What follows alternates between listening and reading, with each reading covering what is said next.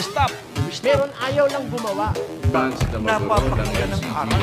At yung aral, Kaya ng ginagawa ng mga Nandiyan si Ingrid langs kayo. Sa bagay ng sa mga sa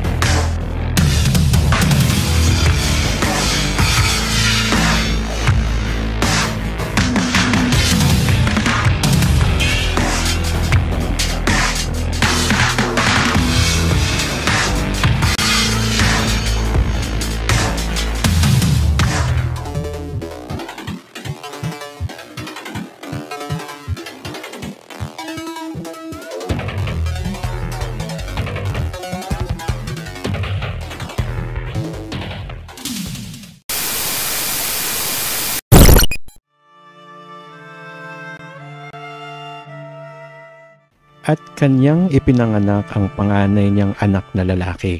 At ito'y binalot niya ng mga lampin at inihiga sa isang pasabsaban sapagkat wala ng lugar para sa kanila sa tuluyan.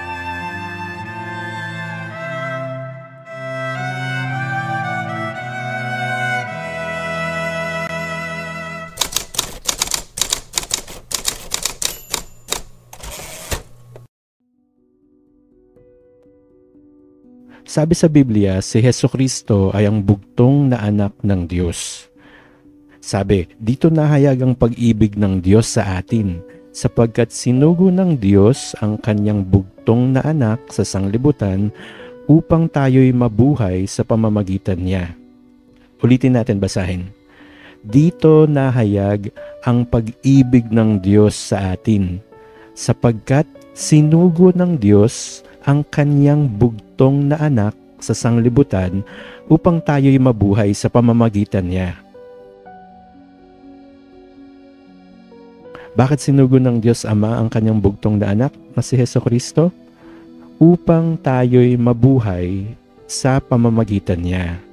At sapagkat gayon na lamang ang pagsinta ng Diyos sa sanglibutan na ibinigay niya ang kanyang bugtong na anak upang ang sino man sa kanya'y sumampalataya ay huwag mapahamak, kundi magkaroon ng buhay na walang hanggan. Ulitin natin basahin.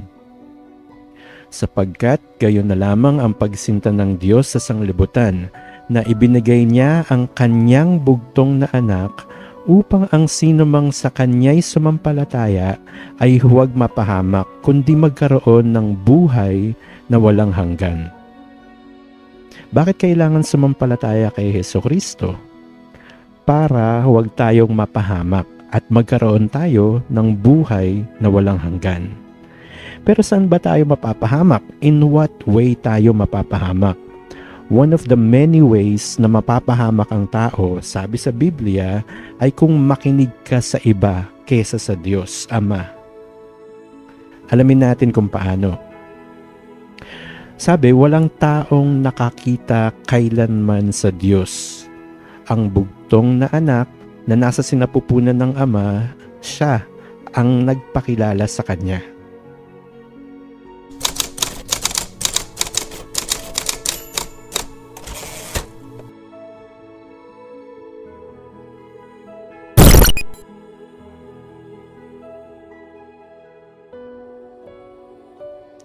Kung si Hesukristo lang ang may kakayanang magpakilala sa Diyos Ama, bakit may mga tao ngayon na leader ng mga religions na nagpapakilalang mga guro, mangangaral, sugo, leader, whatever title they call themselves, ang mga pinakikinggan at pinaniniwalaan ng mga tao? Bakit sila ang pinakikinggan nyo at hindi si Hesukristo? Hindi nyo ba naaalala yung sabi ng Diyos? At dumating ang isang alapaap na sa kanila'y lumilim at may isang tinig na nanggaling sa alapaap. Ito ang sinisinta kong anak. Siya ang inyong pakinggan. Kung ang utos ng Diyos Ama ay pakinggan ng sinisinta niyang anak na si Hesukristo, Bakit may mga pinakikinggan kayong iba? Bakit yung mga apostol at iba pang mga tao sa Bible na sinugo ng Diyos, sinugo ni Jesucristo? Mga nangaral din naman ng salita ng Diyos yung mga yun, di ba? Ang lahat ng mga bagay ay ibinigay sa akin ng aking Ama. At sino may hindi nakakakilala sa anak kundi ang Ama, at sino may hindi nakakakilala sa Ama kundi ang anak, at yaong ibiging pagpahayagan ng anak.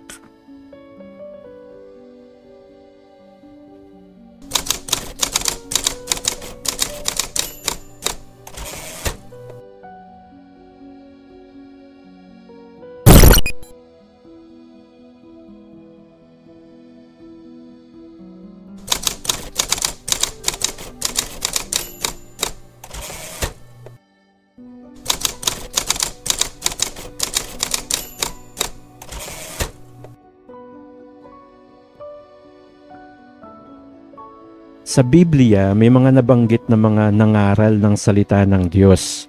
At ito yung mga pinagpahayagan ni Jesucristo tungkol sa Diyos Ama. Sino-sino ang mga pinagpahayagan? At basahin na rin natin sa Biblia kung bakit sila pinagpahayagan. Sabi sa Biblia, sapagkat ang lahat na nagsisitawag sa pangalan ng Panginoon ay mga liligtas. Ulitin natin basahin. Sapagkat ang lahat na nagsisitawag sa pangalan ng Panginoon ay mga liligtas. Paano nga silang magsisitawag doon sa hindi nila sinampalatayanan? At paano silang magsisisampalataya sa Kanya na hindi nila napakinggan?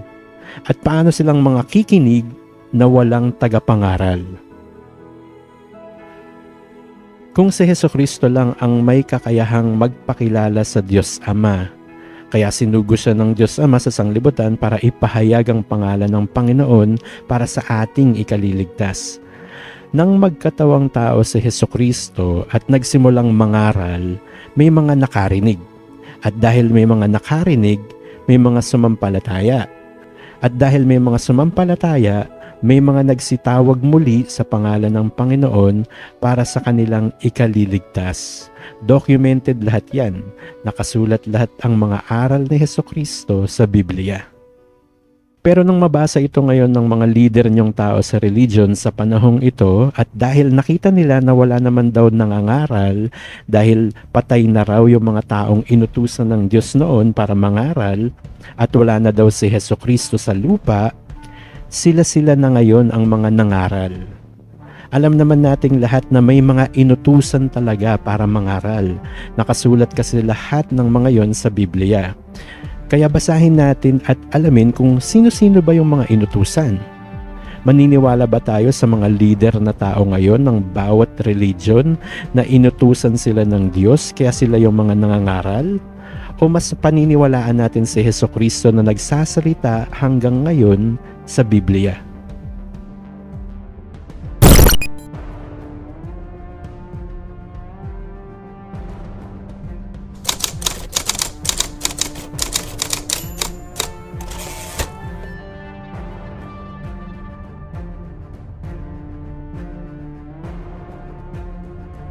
Alam natin lahat ang story ni Jesucristo na pinatay siya, ipinako sa krus, inilibing at muling nabuhay.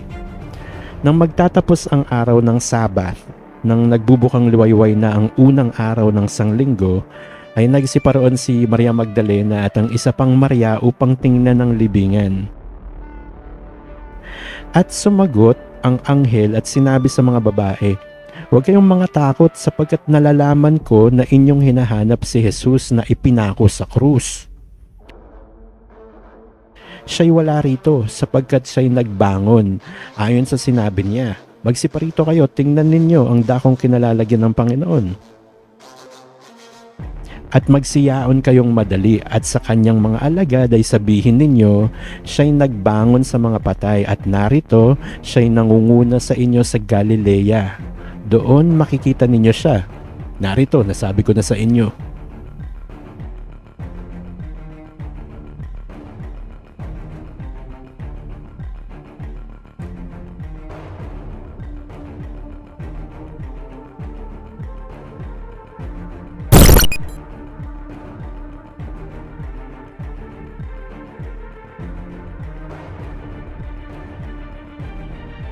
Anong proof na buhay ang Panginoong Hesukristo? Sa nabasa natin ngayon sa Biblia, may napakaraming testigo na yung pinatay sa krus ay nabuhay na maguli. Saksi yung mga babae na nagpunta sa libingan. Saksi mismo pati yung mga kawal na nagbabantay sa libingan. Nahimatay pa nga sa takot yung mga kawal na yun sabi sa Biblia. Saksi ultimo yung anghel ng Panginoon na kumausap dun sa dalawang Maria na sinabihan sila na tingnan nyo yung libingan, walang laman. At sabihan nila yung mga alagad ni Hesukristo na buhay at nauna na sa Galilea ang Panginoon, puntahan nila, tingnan nila. Sino-sino pa yung mga saksi? Yung mga alagad niya na pinagpahayagan niya tungkol sa Diyos Ama at mga inutusan niya para ipangaral na ganapin lahat ng mga inutos niya sa kanila. Sabi sa Biblia, datapot nagsiparoon ang 11 alagad sa Galilea, sa bundok na sa kanila'y itinuro ni Jesus. At nang siya'y kanilang makita, ay kanilang sinamba siya. Datapot ang ilan ay nangag-alinlangan. Basahin natin ulit. Datapot nagsiparoon ang 11 alagad sa Galilea, sa bundok na sa kanila'y itinuro ni Jesus. At nang siya'y kanilang makita, ay kanilang sinamba siya. Datapot ang ilan ay nangag-alinlangan. At lumapit si Jesus sa kanila, at sila'y kanyang kinausap na sinasabi, ang lahat ng kapamahalaan sa langit at sa ibabaw ng lupa ay naibigay na sa akin. Dahil dito, magsiyaon nga kayo. Teka, sino yung mga kausap ni Hesukristo sa verse na ito? Balikan natin. Datapwat nagsiparoon ang 11 alagad sa Galilea, sa bundok na sa kanila'y itinuro ni Jesus. Ang kausap dito ni Hesukristo ay yung 11 alagad niya. At ano yung sinabi ni Jesus sa kanila? Basahin natin ulit yung proof, tas alamin natin kung ano yung utos sa kanila ni Jesus. Datapwat nagsiparoon ang 11 alagad sa Galilea, sa bundok na sa kanila'y itinuro ni Jesus. At nang siya'y kanilang makita, ay kanilang sinamba siya. Datapwat ang ilan ay nangag-alinlangan. At lumapit si Jesus sa kanila, at sila'y kanyang kinausap na sinasabi, ang lahat ng kapamahalaan sa langit at sa ibabaw ng lupa ay naibigay na sa akin. Dahil dito, magsiyaon nga kayo at gawin ninyong mga alagad ang lahat ng mga bansa na sila'y inyong bautismohan sa pangalan ng Ama at ng Anak at ng Espiritu Santo. Na ituro ninyo sa kanila na kanilang ganapin ang lahat ng mga bagay na iniutos ko sa inyo. At narito, ako'y sumasa inyong palagi hanggang sa katapusan ng sanglibutan. Yung mga alagad, mga apostol niya, sila yung inutusan niya dito. Kaya sa lahat ng mababasa natin sa New Testament ng Biblia, documented lahat ang mga ginawa ng mga alagad ni Hesukristo. Dahil inutusan sila ng Panginoon, lahat ng mga utos na dapat ganapin, naisulat na. Naipangaral na ni Kristo at ng mga inutusan niya noon. Lahat naka-record na sa Biblia. Kaya kung babasahin natin yung proof ng mga legit na witnesses na sinabihan ni Kristo na sumasa kanila siyang palagi hanggang sa katapusan ng sanlibutan na siya'y buhay at ang lahat ng mga pangangaral ni Kristo na naituro na ng 11 alagad niya noon nakarating sa atin ngayon. Lahat ng mga yon nasa Biblia na pinatutunayan ng mga legit na mga testigo ng mga legit na inutusang mangaral at lahat sila iisa ang sinasabi at pinatutunayang aral. Datapwat si Kristo nga'y muling binuhay sa mga patay na siya ay naging pangunahing bunga ng nangatutulog. Sabi pa nung isa, datapwat siya'y binuhay na maguli ng Diyos sa mga patay. Ano pang sabi ng iba? At inyong pinatay ang lumikha ng buhay, na binuhay ng Diyos na maguli sa mga patay. Mga saksi kami sa mga bagay na ito. At sabi pa nung isa, at ang buhay ay nahayag at aming nakita at pinatotohanan, at sa inyo'y aming ibinabalita ang buhay na walang hanggan na kasama ng Ama at sa atin ay nahayag. Iba't ibang mga alagad, sa iba't ibang mga panahon, sa iba't ibang mga lugar, nagpatunay, nagsulat, nangaral, hanggang makaabot ang aral sa atin ngayon. Dahil ang utos ni Hesukristo sa kanila ay ipangaral ang aral na iniutos niya sa kanila at siya'y sa kanilang palagi hanggang sa katapusan ng sanglibutan. Nangyari ito at nangyayari pa rin ito hanggang ngayon at mangyayari ang salitang ito ni Hesukristo hanggang magtapos ang sanglibutan.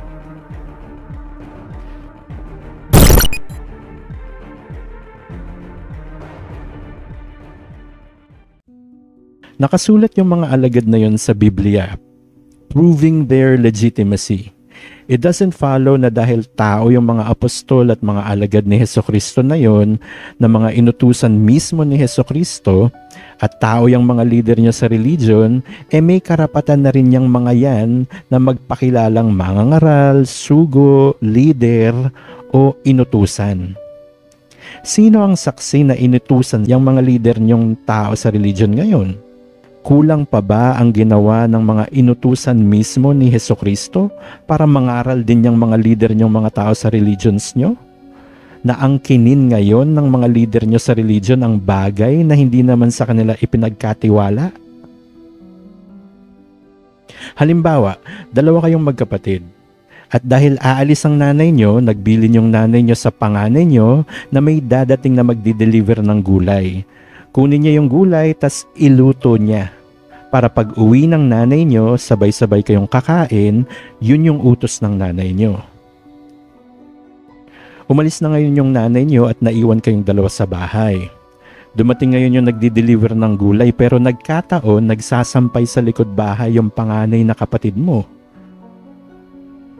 Di niya narinig yung katok nung nagdi-deliver ng gulay. So ikaw na malapit sa pintuan, yung pumunta at nag-receive ng delivery. Tapos, ikaw na rin yung nag-prep at nagluto ng ulam. Busy kasi yung panganay sa paglalaba at pagsasampay ng mga damit, tsaka narinig mo rin naman yung utos ng nanay nyo, so naisip mo, ikaw na lang din yung magluto.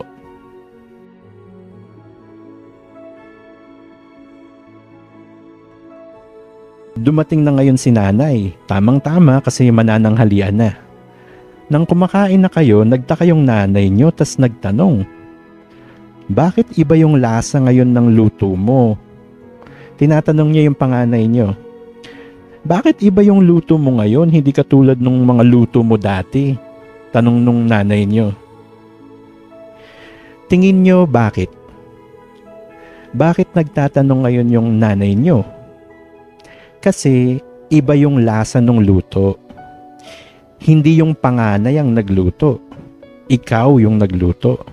Iba tuloy yung kinalabasan ng lasa. Hindi yung ini-expect na lasa ng nanay nyo. Iba yung resulta. Nagmagaling ka kasi, nagmarunong ka kasi, nagbida-bida ka kasi, naging intremitido ka kasi. Iba ngayon yung lasa ng pagkain. Hindi yung gustong lasa ng nanay nyo.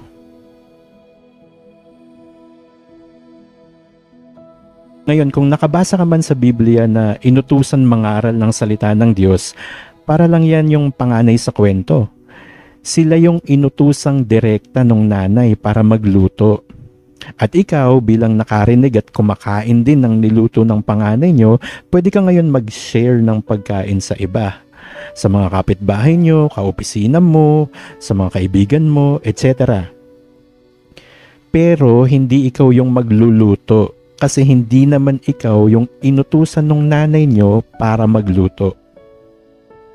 Ngayon, sabihin nyo sa akin kung bakit nangangaral, nagpupuno, naglilidir-lidiran yung mga pastor nyong mga tao sa mga religions nyo. Be honest. Ask yourselves and answer honestly. Anong role ba ang ginagampanan niyang mga leader niyong mga tao sa mga religions niyo? Sila ba'y nag-share lang o sila yung nagluluto ng pinapakain sa inyo? Habang iniisip niyo ang sagot niyo dyan, ipagpatuloy natin alamin yung role naman ni Hesukristo.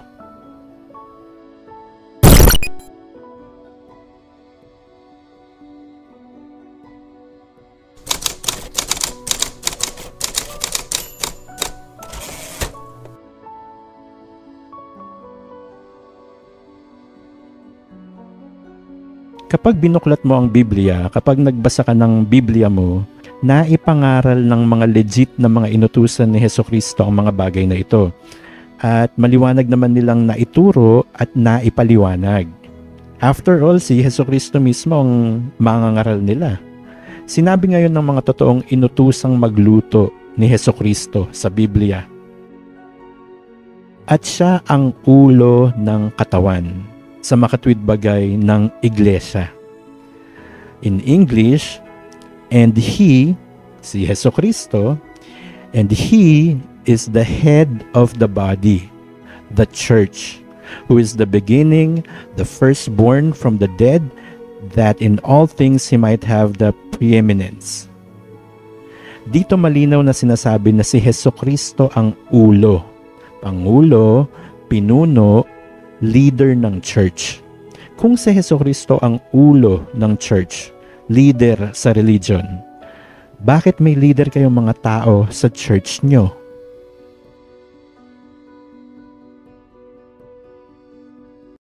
Hindi naman sila leader eh. Nangangaral lang sila. Nangangaral lang sila.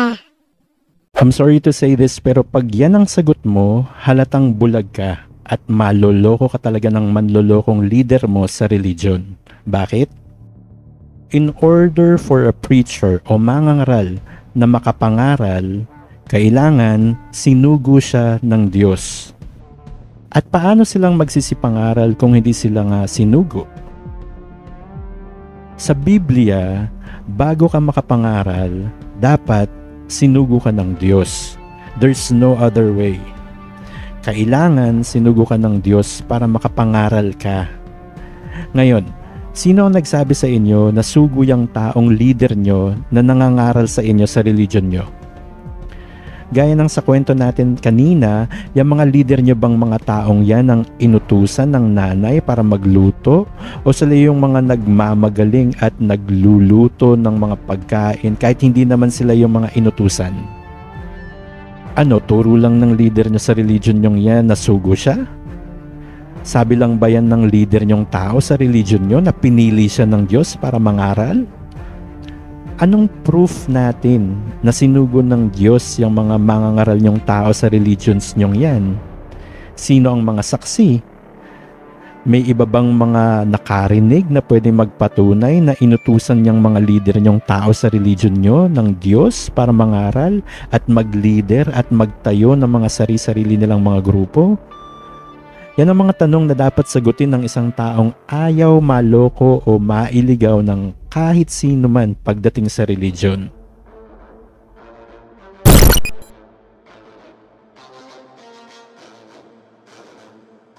Maraming nagsilitaw na mga bulaang propeta sa sanlibutan. Subukin ninyo kung alin ang sa Diyos. Merong sa Diyos, pero mas marami yung hindi sa Diyos. Ang tanong natin ngayon sa Diyos, paano namin malalaman? Mas marami yung hindi sa Diyos. Paano namin malalaman yung sa Diyos? Ang sabi, subukin ninyo ang mga espiritu. Ayon. Yung aral, subukin ninyo ang mga espiritu. Ayon. Yung aral.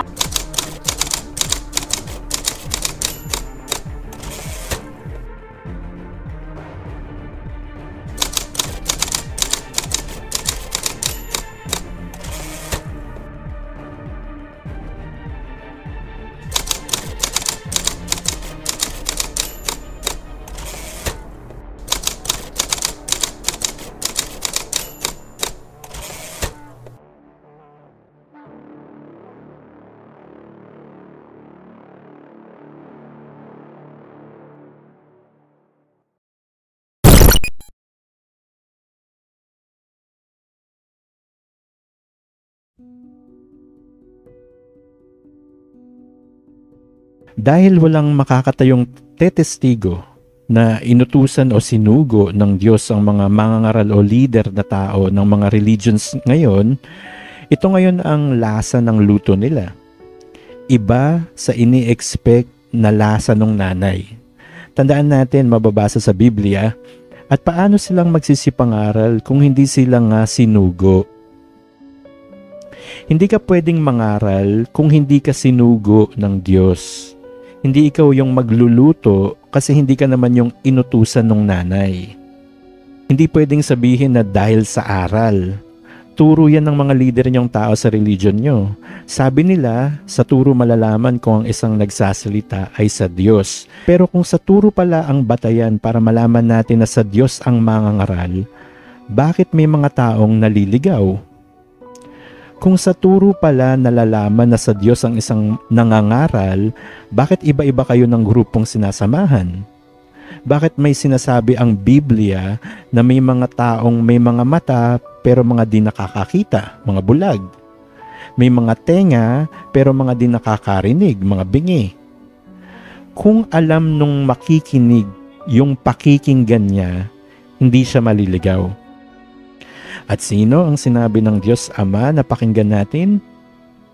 Gaya ng pinahayag ng mga totoong sinugo ng Diyos na nakasulat sa Biblia, si Hesukristo ang dapat pakinggan dahil si Hesukristo ang ulo ng church.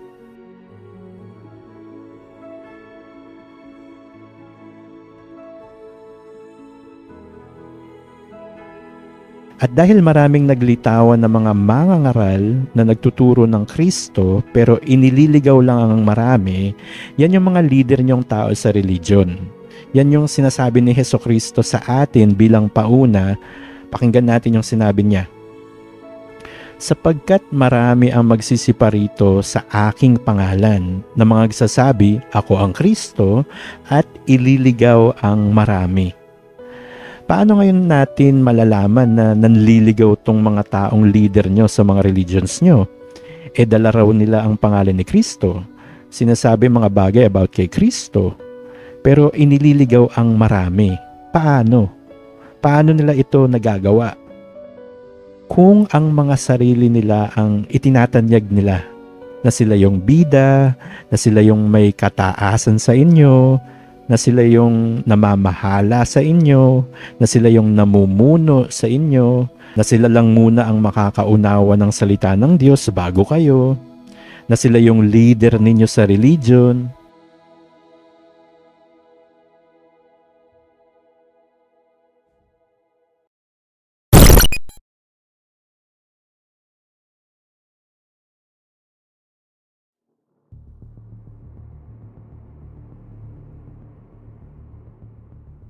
Kung bitbit nila ang pangalan ni Kristo, pero ninanakaw nila yung position at function ni Hesukristo sa religion, sign yan na mga manloloko ang mga taong leader ng mga religions nyo.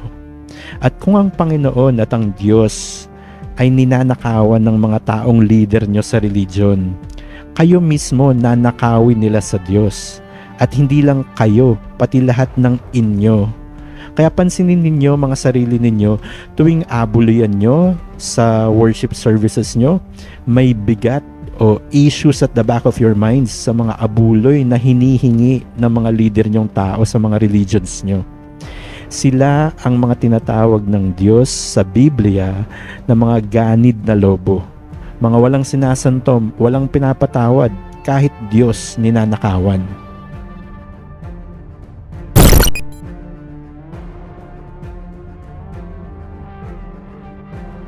Kung sa usapang religion ay ang mga leader niyong tao ang itinatanyag ninyo, imbes na si Hesukristo ang ibidibida ninyo, bukang bibig nyo palagi yung mga leader niyong tao sa religion, nailigaw na kayo.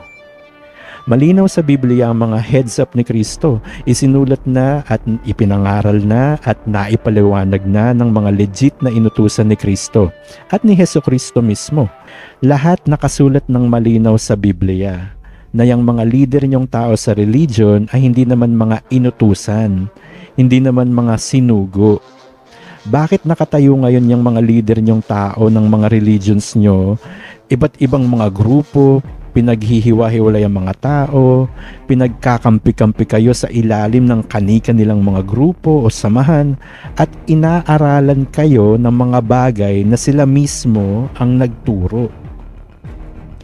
Sabi ng Diyos at ipinangaral ni Hesukristo na naisulat ng mga pinagpahayagan niyang mga alagad sa Biblia na malalaman mo na mangangaral yan na sa Diyos kung sinugo yan ng Diyos. At automatic na pagsugo yan ng Diyos, ang ipapangaral niyan, aral ng Diyos. Kaya hindi mo pwede sabihin na sa turo malalaman dahil may nagtuturo na galing sa demonyo.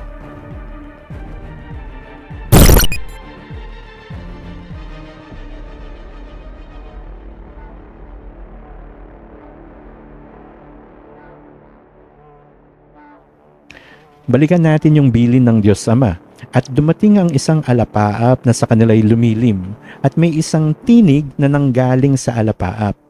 Ito ang sinisinta kong anak. Siya ang inyong pakinggan. Kaya para safe tayo, doon tayo sa sinugo ng Diyos makinig.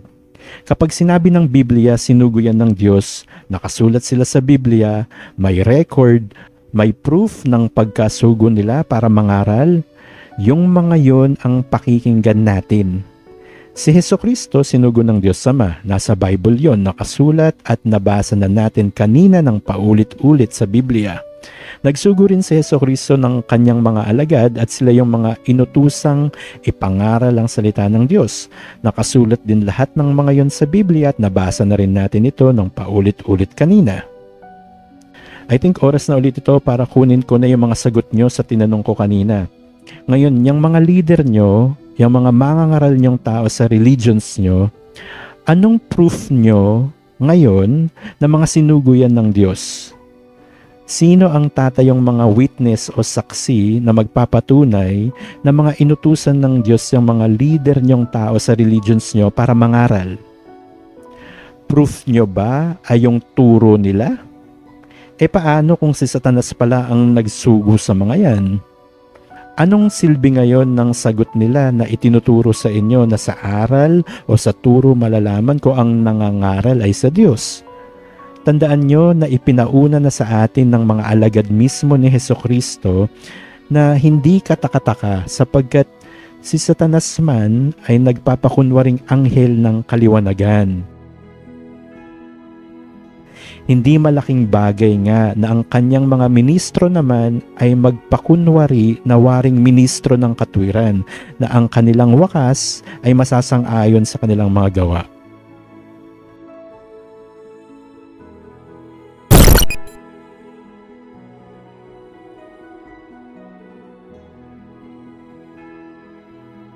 Tama ba ngayon na ilagak natin ang ating mga pakinig sa mga taong leader ng mga religions ngayon? Na hindi naman mga sinugo ng Diyos? Kapag hindi sinabi ng Diyos na sinugo niya yung mga taong leader nyo sa mga religions nyo na nangangaral sa inyo, huwag nyong pakikinggan. Kaya magandang nalalaman natin sino-sino ang mga sinugo ni Hesukristo para ipangaral ang salita ng Diyos. Sa Biblia, maraming mga mababasa na sinugo at inutusan ni Hesukristo nang magkatawang tao siya. Lahat ng mga alagad niyang yun sumunod sa utos na iniutos sa kanila ni Hesukristo. Maliban na sa isa na nagtraidor sa kanya para matupad yung kasulatan na sinalita ng Espiritu Santo sa pamamagitan ng bibig ni David tungkol kay Judas, kung saan kabilang siya dati bago niya kinahulugan yung posisyon na yon sa isang grupong hinirang mismo ni Hesukristo na tinawag niyang mga apostol. Ito yung sabi ng Biblia. At nang araw na ay tinawag niya ang kanyang mga alagad at siya'y humirang ng 12 sa kanila na tinawag naman niyang mga apostol. Sino-sino yung mga hinirang ni Hesukristo na mga alagad para maging apostol? Si Simon na tinawag naman niyang Pedro at si Andres na kanyang kapatid at si Santiago, at si Juan, at si Felipe, at si Bartolome, at si Mateo, at si Tomas, at si Santiago, anak ni Alfeo, at si Simon, na tinatawag na Masikap, at si Judas na anak ni Santiago, at si Judas Iscariote na naging Lilo. At nang magtraidor si Judas Iscariote, anong ginawa nila Pedro? Sila'y nagsipanalangin at nagsipagsabi, "Ikaw, Panginoon, na nakatataho ng mga puso ng lahat ng mga tao, ay ipakilala mo kung alin sa dalawang ito ang iyong hinirang." At sila'y pinagsapalaran nila at nagkapalad si Matias, at siya'y ibinilang sa 11 apostol. May iba pa bang mga hinirang na apostol ang Diyos bukod sa 12 apostol na nabasa natin? At nang sila'y nagsisipaglingkod sa Panginoon at nangag-aayuno, ay sinabi ng Espiritu Santo, "Ibukod ninyo sa akin si Bernabe at si Saulo sa gawaing itinawag ko sa kanila." Sa Biblia nakasulat na si Bernabe at si Saulo, kalaunan ay tinawag na Pablo, ay mga hinirang din na mga apostol. Nang mistulang sambahin silang dalawa sa bayan ng Listra, kung saan ipinangaral nila ang salita ng Diyos at nagpagaling ng mga may sakit. Basahin natin sa Biblia. Datapwat nang marinig ito ng mga apostol na si Bernabe at si Pablo, ulitin natin. Datapwat nang marinig ito ng mga apostol na si Bernabe at si Pablo, ay hinapak nila ang kanilang mga damit at nagsipanakbo sa gitna ng karamihan na nagsisigaw.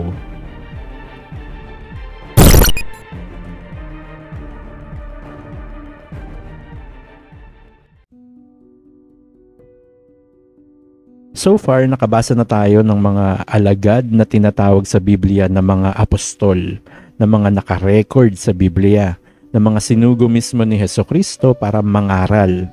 Basahin naman natin ngayon yung proof sa Bible kung bakit ba sinugo ni Hesukristo yung mga apostol. Ano ba ang gagawin ng mga apostol? Kung paanong ako'y iyong sinugo sa sanglibutan, sila'y gayon ding sinusugo ko sa sanglibutan. At sila'y sinugo niya upang ipangaral ang kaharian ng Diyos at magpagaling ng mga may sakit. Kaya katulad ng Panginoong Hesukristo na sinugo ng Diyos Ama sa lupa at nangaral tungkol sa kaharian ng Diyos at nagpagaling ng mga may sakit, ganun din yung ginawa ng mga sinugo ni Hesukristo. Basahin ulit natin. Kung paanong ako'y, si Hesukristo yung nagsasalita, kung paanong ako'y iyong sinugo sa sanglibutan, sila'y gayon ding sinusugo ko sa sanglibutan. At sila'y sinugo niya upang ipangaral ang kaharian ng Diyos at magpagaling ng mga may sakit. At kung sumasa mga apostol si Hesukristo hanggang sa katapusan ng sanglibutan gaya ng nabasa natin kanina sa Biblia, kahit na umakyat na siya sa langit, nananatili siya sa atin dahil siya ang salita ng Diyos na ipinangaral ng kanyang mga alagad. Sabi ni Jesus sa Biblia, "Niluwalhati kita sa lupa." Si Jesus yung nagsasalita, kausap niya yung Diyos Ama. "Niluwalhati kita sa lupa, pagkaganap ko ng gawa na ipinagawa mo sa akin.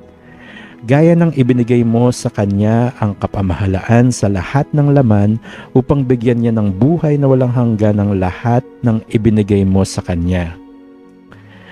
Upang silang lahat ay maging isa, na gaya mo, Ama, sa akin at ako'y sa iyo, na sila na may sumaatin upang ang sanglibutan ay sumampalataya na ako'y sinugo mo.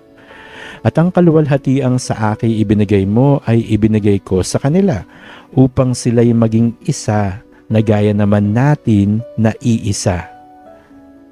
Ako'y sa kanila at ikaw ay sa akin upang sila'y malubos sa pagkakaisa upang makilala ng sanglibutan na ikaw ang sa akin ay nagsugo at sila'y iyong inibig na gaya ko na inibig mo. 12 apostol yon para sa Israel, 2 apostol yon para sa Hentil. May nabanggit ding 72 workmen. Kung babasahin ninyo yung Biblia ninyo, hanapin nyo yon. All documented sa Bible. Mga legit na inutusan at sinugo ng Diyos na mababasa sa New Testament. Gaya ng Diyos Ama at ni Hesukristo na isa, ganun din si Hesukristo at ang mga sinugo niya ay iisa. Silang lahat iisa. Kung sinabi ni Hesukristo na naganap niya ang ipinagawa sa kanya ng nagsugo sa kanya, nagawa rin naman ng mga sinugo ni Hesukristo ang mga ipinagawa niya sa kanila. Nailuto na ang pagkain ng mga tunay na inutusang magluto. Kakainin nyo na lang. Kung si Hesukristo ay sinugo ng Diyos Ama, sabi sa Biblia, at si Hesukristo ay nagsugo ng kanyang mga sugo, sabi rin sa Biblia, nabasa natin yung mga pangalan, nakilala natin kung sino-sino yung mga yon, recorded sa Biblia, may isusugo pa ba si Hesukristo o ang Diyos Ama para mangaral sa panahon natin ngayon?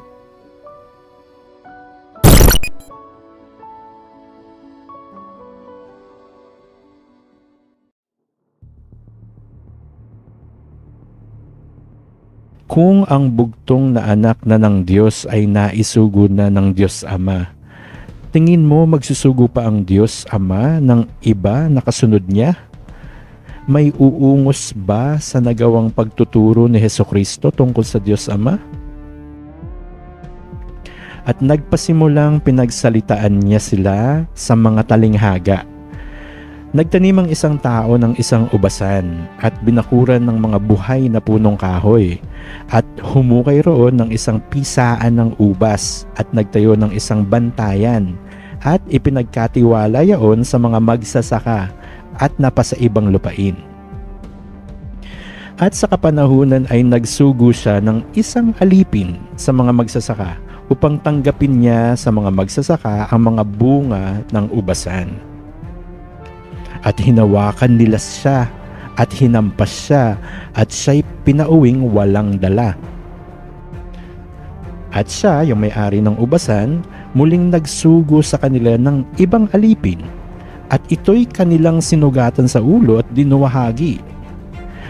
At nagsugo yung may-ari ng ubasan ng iba at ito'y kanilang pinatay. At ang iba pang marami na hinampas ang iba at ang iba'y pinatay ng mga magsasaka.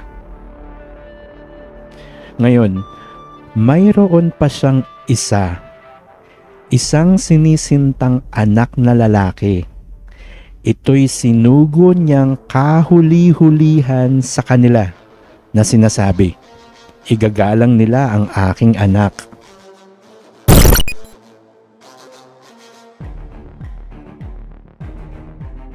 Mayroon pa siyang isang sinisintang anak na lalaki. Ito'y sinugo niyang kahuli-hulihan sa kanila na sinasabi, igagalang nila ang aking anak. Datapwat ang mga magsasakang yaon ay nangagsang-usapan. Ito ang tagapagmana, halikayo, atin siyang patayin at magiging atin ang mana. At siya'y kanilang hinawakan at siya'y pinatay at itinaboy sa labas ng ubasan. Ano nga kaya ang gagawin ng Panginoon ng ubasan? Siya'y paroroon at pupuksain ang mga magsasaka at ibibigay ang ubasan sa mga iba. Hindi man lamang baga nabasa ninyo ang kasulutang ito? Ang batong itinakwil ng nangagtayo ng gusali, ang siya ring ginawang pangulo sa panulok. Ito'y mula sa Panginoon at ito'y kagilagilala sa harap ng ating mga mata. Gaya rin ang nakasaad sa isa sa mga sulat sa mga taga-Korinto ni Pablo na legit na sugo ng Panginoong Hesukristo, sapagkat iniisip ko na pinalitaw ng Diyos kaming mga apostol na mga kahuli-hulihan sa lahat, na tulad sa mga itinalaga sa kamatayan, sapagkat kami ginawang panoorin ng sanglibutan at ng mga anghel at ng mga tao. Kahuli-hulihan na ang sinugong bugtong na anak, sabi mismo ni Hesukristo. At kahuli-hulihan na rin ng mga sinugo ang mga apostol. Sabi rin yun ng isang apostol na legit na sugo ni Hesukristo. The best of the best, naisugo na lahat. Tanong, kung sila mismo nagsabi na kahuli-hulihan na silang mga sinugo para ipangaral ang kaharian ng Diyos, bakit may mga naglitawang mga tao na nagsisipangaral na nag-aaktong mga sinugo o inutusan para mangaral?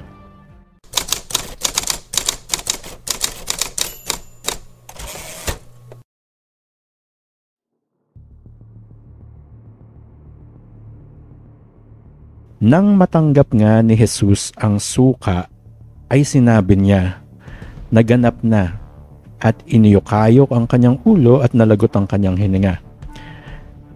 I have glorified thee on the earth. I have finished the work which thou gavest me to do. Kung mismong si Hesukristo na ang nagsabi na natapos na niya ang ipinapagawa sa kanya ng kanyang Ama, anong ginagawa ngayon ng mga leader niyong tao sa religion?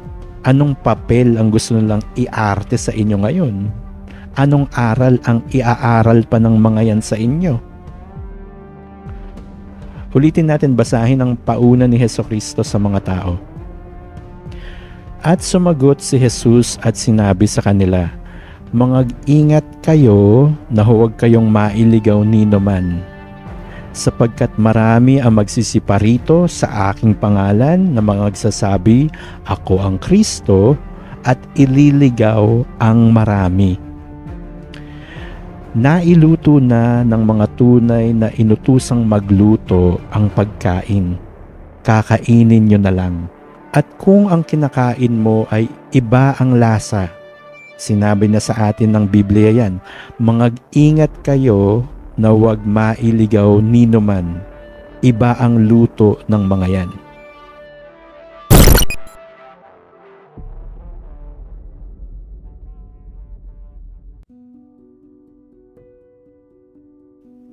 Sa next video, aalamin naman natin mula sa Biblia kung ano naman ngayon ang dapat nating gawin. Nakilala na natin ang mga tunay na sugo na nakasulat sa Biblia na pagdating sa religion, si Hesukristo ang ating pakinggan. Sa susunod, babasahin naman natin sa Biblia kung ano ang pagkakaiba ng pagsasalita ng salita ng Diyos o pag-share ng mga salita ng Diyos versus pangangaral o pagtuturo to the point na magtayo ka ng grupo at magkaroon ka ng taong leader na magtuturo sa iyo. Abangan niyo po ang mga susunod pang mga videos na ma-upload natin kung bibigyan pa tayo ng iba pang pagkakataon at panahon na magawa natin lahat ng mga ito. Maraming salamat sa mga nanood at nakinig at nagbasa ng kanilang mga Bible. Sinamahan akong magbasa ng Bible ngayon. Salamat po. Kung nagustuhan nyo ang video o kung may topic kayo na gustong ma-upload, subscribe lang kayo at sa tabi ng subscribe button, itik nyo rin yung bell icon na may all para updated kayo if may bagong video tayo na mailalabas. I-like nyo na rin ang video na to at mag-leave na rin kayo ng mga comments ninyo. Maraming salamat sa pakikinig. Maraming salamat sa pagsama sa akin sa pagbabasa ng Biblia ngayon. Hanggang sa susunod. Bye-bye.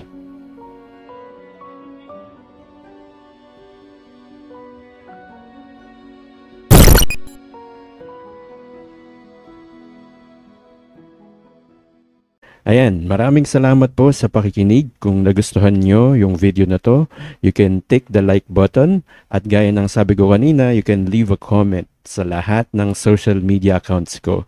Nakapublic naman po lahat yun. Bukas naman po yan sa lahat ng mga suggestions o questions or your opinions. Ayun po, hanggang sa susunod na video. Bye-bye.